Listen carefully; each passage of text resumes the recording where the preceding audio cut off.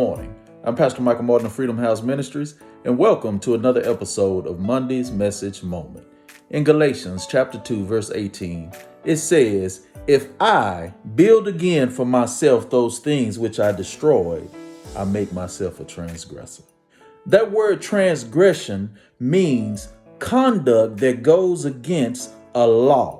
So if transgression means conduct that goes against a law, that means that whatever God destroyed in your life was something that he deemed to be lawless. See, the problem with breaking a law is that when you break it, it's consequences. Listen, there is nothing in this life that is worth putting yourself in a position to have to be judged by God because we've broken some law by transgressing.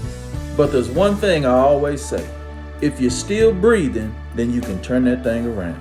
Go to God, repent, ask for forgiveness, get back on track, and everything will be all right.